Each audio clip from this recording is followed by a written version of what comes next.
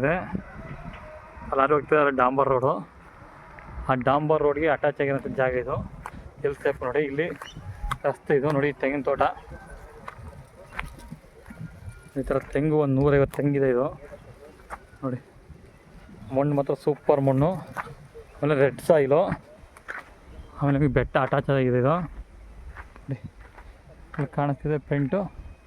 ಡಾಂಬರ್ road 2 line ತೆಂಗು ಹಾಕ್ರೆ, 1 line ಸುತ್ತ teak ಹಾಕವ್ರೆ.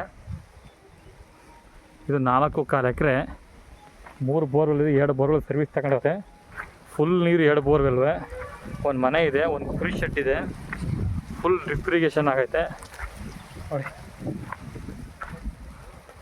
ಇದೆ ಮನೆ ಮತ್ತು ಕುರಿ ಶೆಡ್ಡು. ಅದು ದೊಡ್ಡ ಮರ ಕಾಣ್ತಿದಿಲ್ಲ, ಅದು 100 ಮರ ಫಲ ಬರ್ತಾಯಿದೆ. ಓನ್ TC ಇದೆ.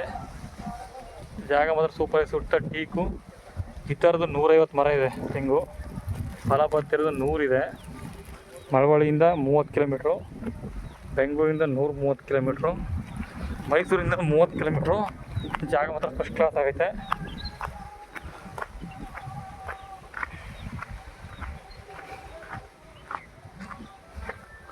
ನಿಮ್ಮ ಮನೆ ಕುರಿ ಶೆಡ್ಡು ತುಂಬ ಚೆನ್ನಾಗೈತೆ.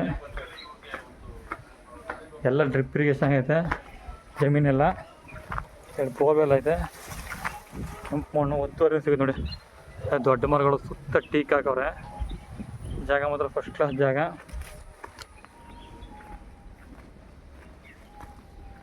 ಮೈಸೂರಿಂದ 35 ಕಿಲೋಮೀಟ್ರು. ಜಾಗ ನೋಡಿ, ಫಸ್ಟ್ ಕ್ಲಾಸ್ ಜಾಗ. ಒಳ್ಳೆ ಸಾಯಿಲಿದೆ, ಒಳ್ಳೆ ತೋಟ. 150 ಮರ ಮಾತ್ರ ಈ ಥರ ಎಲ್ಲ ಇವಾಗ ಫಲ ಕತ್ತಿರೋ ಮರಗಳು. ಎಕ್ಸಲೆಂಟ್ ಆಗಿದೆ ಮರ ಮಾತ್ರ.